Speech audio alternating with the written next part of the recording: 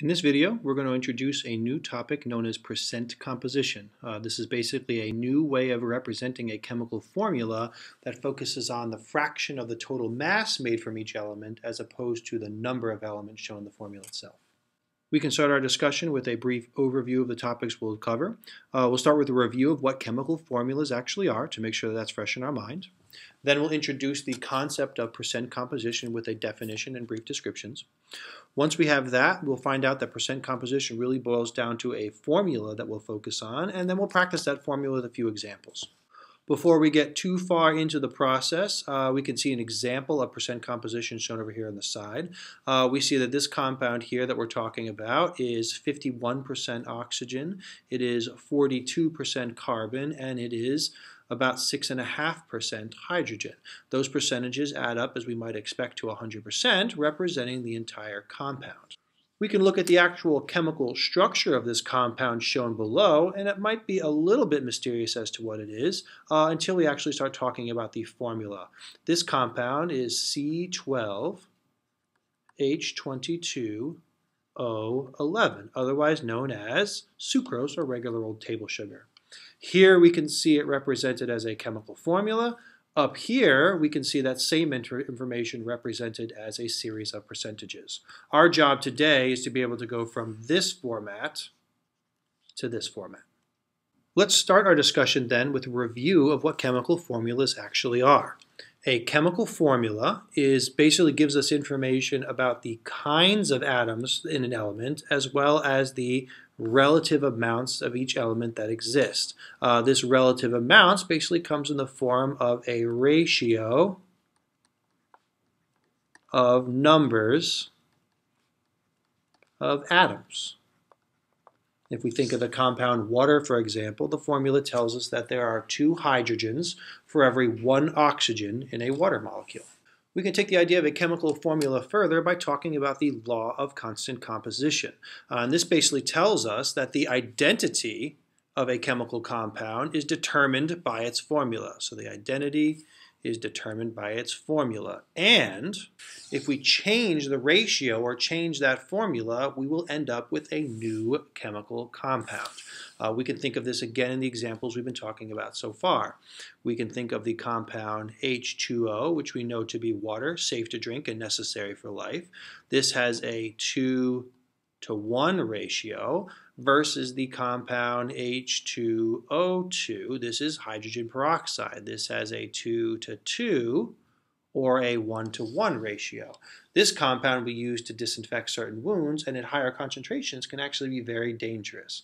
The point, we get very different chemical compounds even with slight variations in these ratios. To wrap up our discussion of chemical formulas, we can remind ourselves where these formulas actually come from, and that's a little bit different when you're talking about ionic versus covalent compounds. In ionic compounds, the formula is basically just the ratio between the positive and negative ions in the crystal lattice. This ratio is determined by the charges of those individual ions, and the rule we use to use that is that the net charge always has to add up to 0. In covalent compounds, however, the formula isn't just a ratio, it actually represents the actual number of atoms present that are covalently bonded together. This is determined not by charges, but determined by the octet rule and something we'll discuss later on in the chapter known as Lewis dot structures. So let's dive right into what percent composition is all about. Percent composition is the percentage by mass of each element in the actual compound. So what fraction of the total mass is made up of each individual element? Chemical formulas tell us the ratios of numbers of atoms or numbers of moles of atoms. That's what we're used to seeing when we see formulas that look like this. Again, this is telling us that there is a 1:2 ratio of calcium atoms to chlorine atoms. Percent composition, on the other hand, tells us that same exact ratio, but now it's a ratio of masses. That same calcium chloride compound over here can be also represented by saying it is 36% by weight calcium and 64% by weight chlorine. The end result of all this is that this is simply just 2 different ways of representing the exact same chemical compound, one with a ratio of atoms, one with a ratio of masses.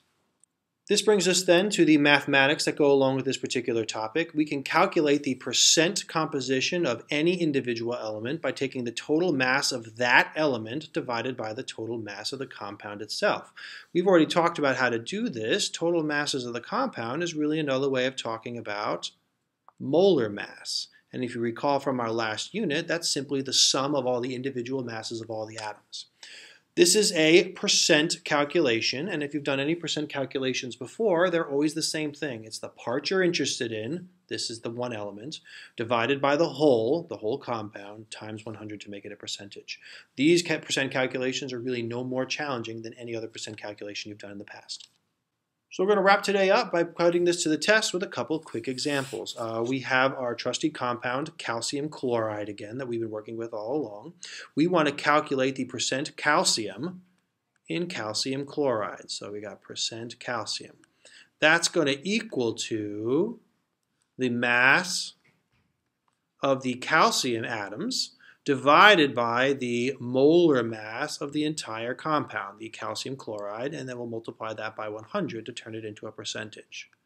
Using your periodic table, we can look up that the mass of calcium chloride is 40.078 grams. And if you add up the mass of the calcium atom plus the two chlorine atoms, we find out that the molar mass of this entire compound is 110.98 grams. We take this, we multiply it by 100.